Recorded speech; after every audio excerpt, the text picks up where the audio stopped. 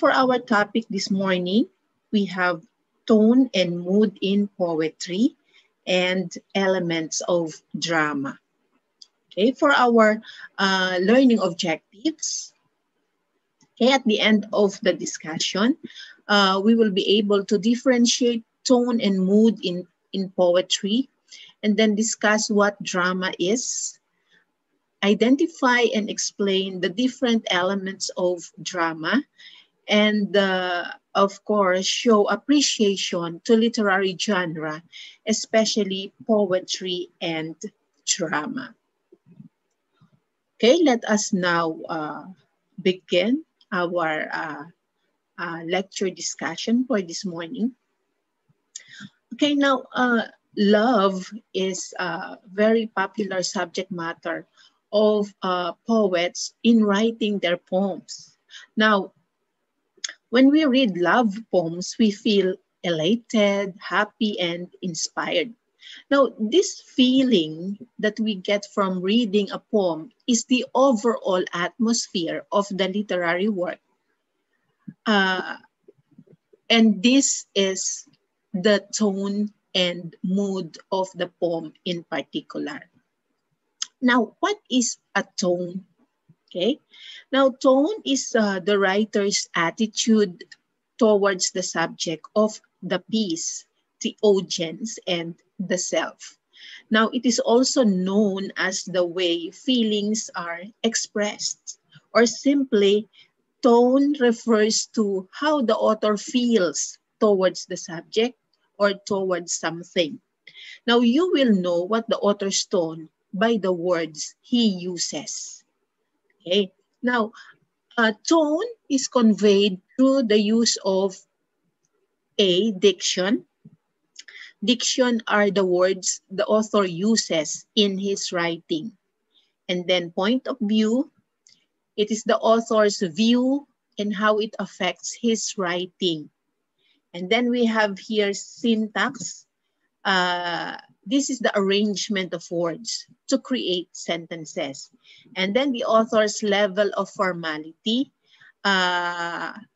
which states how formal or informal the piece is. Now, tone can change the meaning of what you say. Now, I have here important tone words, okay, that we can make use of. Okay, so we have accusatory, okay. It is charging of wrongdoing, okay. The tone of accusing someone, okay, that is accusatory. And then the tone of being bitter, okay. Now, being bitter exhibit strong animosity as a result of pain and grief. Now, the tone of being critical, wherein you find fault, okay. And then earnest means intense or sincere state of mind. And then the tone of being intimate, okay, which means very familiar or very close. And then the tone of being optimistic, okay, being hopeful, being cheerful, or being positive. And then a reverent, okay, treating the subject with respect and honor. And then the tone of being sarcastic, okay, is sneering or caustic, okay. The tone of being sincere, okay, or genuine. And then solemn, okay, tendering toward a sad reflection. So these are some of the important tone words that we can make use of, okay. Now, I have here a real example of tone, okay. Now, you can say the same phrase in different ways, each showing a different attitude or tone. Now, let's try saying, "Come here, Sally," using the following tones, okay? Let's have commanding or bossy. "Come here, Sally." Okay, so that is commanding or bossy. How about the tone of being secretive? Okay, come here, Sally. Okay, so there is a secrecy when you say the word come here, Sally. And then loving, okay, loving. Come here, Sally. Okay, and then angry. Come here, Sally. Okay, and then excited. Okay, come here, Sally. Okay, and then playful. How do you say come here, Sally, in a playful tone? Okay, come here, Sally. Okay, so you can say the same phrase in different ways, showing different tone or attitude. Okay, so another example. Okay, I'd rather stay here and wait than go into that dark room. Okay, so the sentences or the sentence above imposes that a person is scared of the dark room. Okay, now the sun is shining brightly in the meadow. Let's go out and play. So the sentence above or this sentence imposes that the person is happy or excited. And then another one, I called my friend at their house. Her brother said she's not home, but I heard her voice come over the line. Now, the sentence imposes that the person is suspicious. Okay. So these are examples of tone. Now let's move on to mood. Okay. So mood in poetry. Now, what is mood? So mood refers to the feeling of the atmosphere the author is describing. So it is what the author makes you feel when you read his writings. You can read a sentence and feel sad, happy, or angry. Mood also evoke emotion by text in a reader. So it's what you actually experience. Now, like tone, there are also devices to create in mood or devices to create the mood in a text. Okay. Number one, we have dialogue. Okay. Dialogue refers to language between the characters. Okay. And then we have here setting. Setting is when and where the storyline takes place. And then the plot. The plot is the rise and fall of action and events in a piece. Okay. Now, what are the examples of moods? Okay. So, number one, we have suspense. Okay. And then lonely. Okay. The feeling of loneliness. Okay. So you have this mood of being lonely, happy, okay, angry, okay, anxious. What do you mean by anxious? It is when you feel too much worrying, okay, and then tense or nervous. The feeling of being suspicious, excited, okay, and then depressed and scared. So these are some of the examples of moods or feelings that we have. Okay. Now, examples of mood. The night was dark and stormy. Okay. So this sentence gives you a scary mood or feeling. Okay. The night was dark and stormy. Okay. So you have a scary feeling or mood. And then the man kicked and threw the poor cat out of his house. So this sentence gives you a feeling of anger or pity towards the cat. Okay? There was a plenty of food and the music was playing. So everybody was having a good time. So this sentence gives you a mood or feeling of happiness and fun. Okay, so these are examples of mood. Okay, so what we have discussed is was all about tone and mood in poetry. Now let's move on to drama. Okay, now the term drama comes from the Greek word which means action. Now the two masks associated with drama represent the traditional generic division between comedy and tragedy. Now in drama, it's either comedy or drama, or I mean to say comedy and tragedy. Now, drama is told mainly through the words and actions of the characters and intended to be performed by actors. Now, featured films can be considered as drama as well as any television program. Now, playwrights or playwriters develop a script in the play which includes stage directions to help actors, directors, and readers visualize what is happening on stage. Now, what are the elements of drama? Okay, now the elements of drama by which dramatic works can be analyzed and evaluated can be categorized into three major areas. Okay, letter A, literary elements, letter B, technical elements, and letter C, performance elements. Okay, so let's discuss it one by one.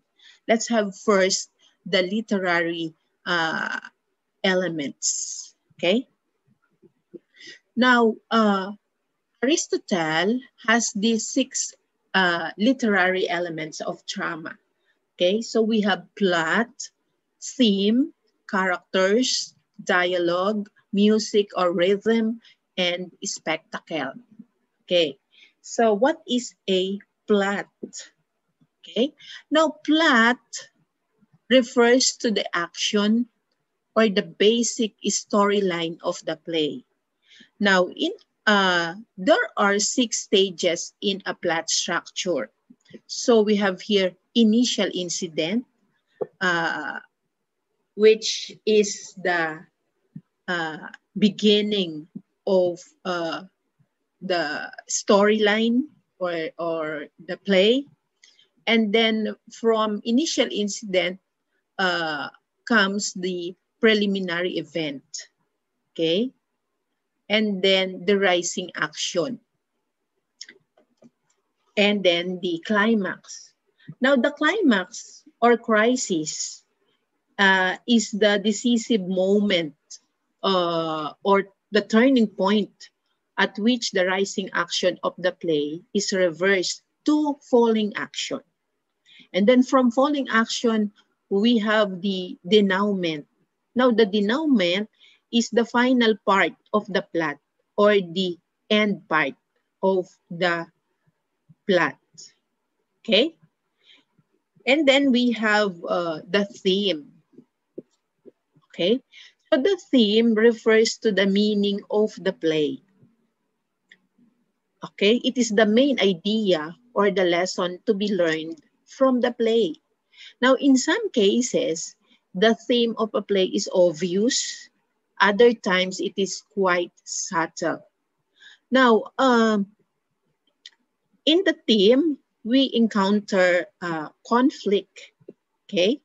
So we have conflict between two individuals or conflict between man against man. So probably this conflict happened between protagonist and antagonist, okay? Or from protagonist to protagonist, or from antagonist to antagonist, okay? So conflict between two individuals. And then we have conflict between man and supernatural power. Now, this conflict could be man against nature. Okay? Conflict between man against nature. And then conflict between the man and himself. So this is conflict between man against himself. Okay? So next one is the characters or the characters. Now, characters are the people, sometimes animals or ideas portrayed by the actors in the play. So it is the characters who move the action or plot.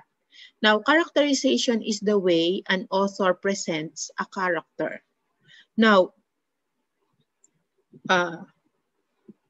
characters could be protagonists and antagonists, could be static and dynamic, could be flat or round characters. Now, protagonist, as we all know, this is the lead star of the play, okay? Or this is the lead character of the play. And then antagonist is the villain or the villainess in the story, okay? And then we have static here and dynamic, flat and round.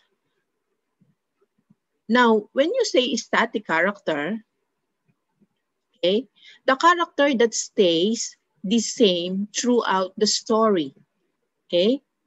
Now, it is a stereotype character. Only one or two characters, only one or two character traits that never change throughout the storyline. Okay, so for example, a wicked stepmother. Now, dynamic character, on the other hand, is a character that changes due to events in the story.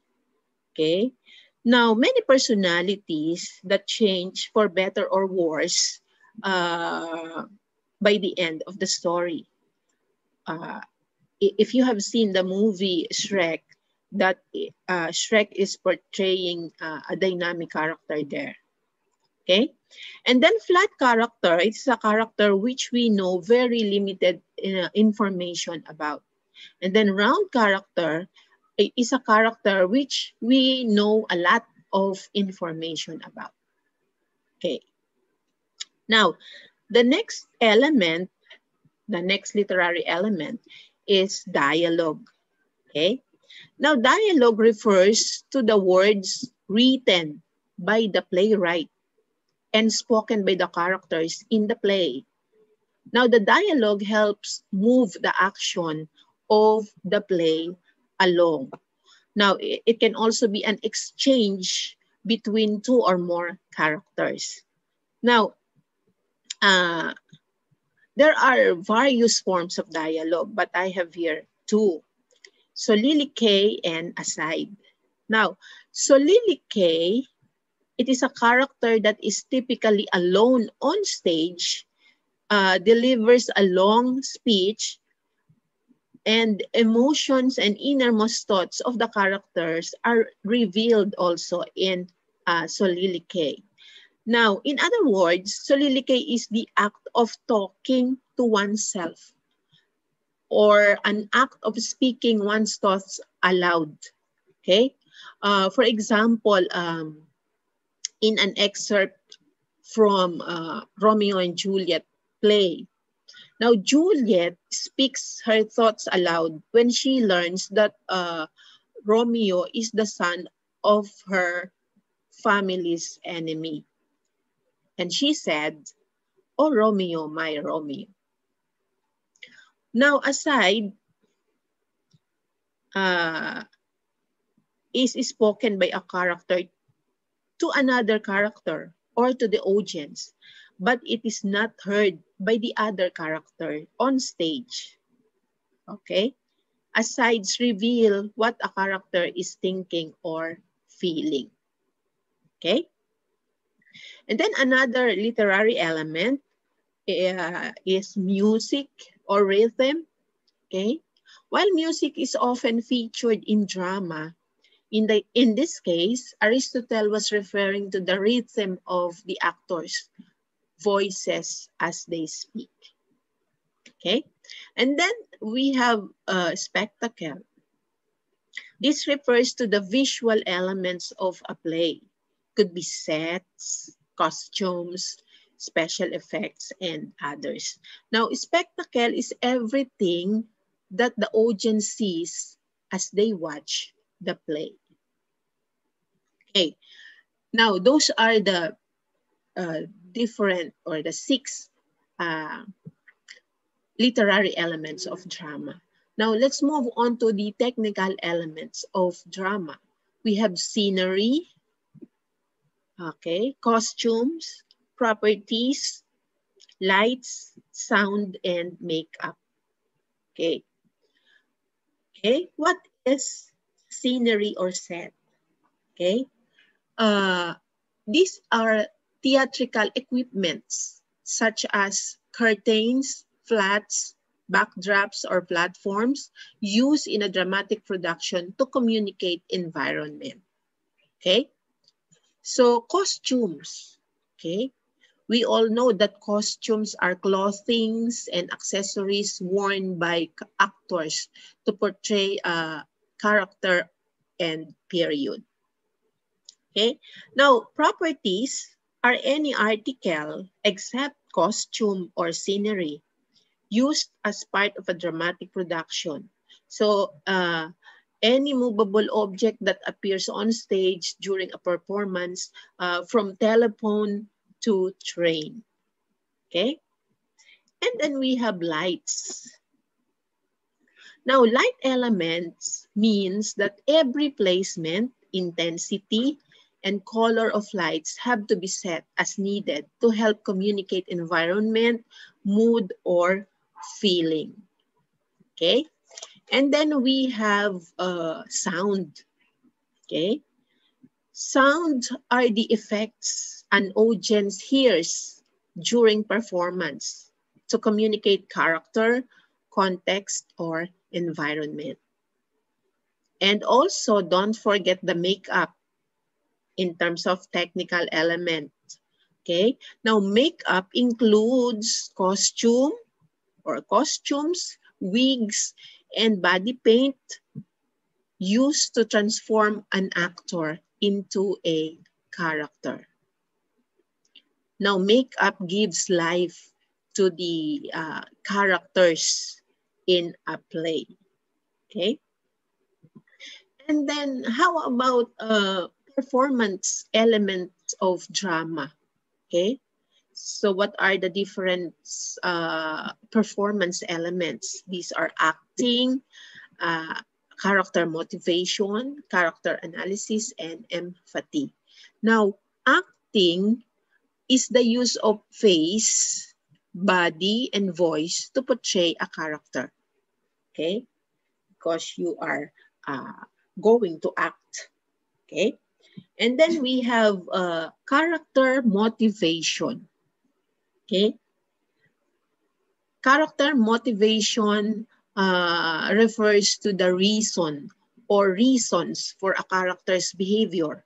So it can also be an incentive or inducement for further action for a character in a drama. Okay? What makes you motivate to portray certain character in a drama? That is character motivation. And then character analysis. In responding to dramatic art, the process of examining how the elements of drama, literary, technical, and performance are used. So that is character analysis. Okay, examining how these elements of drama, whether literary, technical, or performance, are used. Okay, and then we have empathy. It is the capacity to relate to the feelings of another, Or in other words, empathy is putting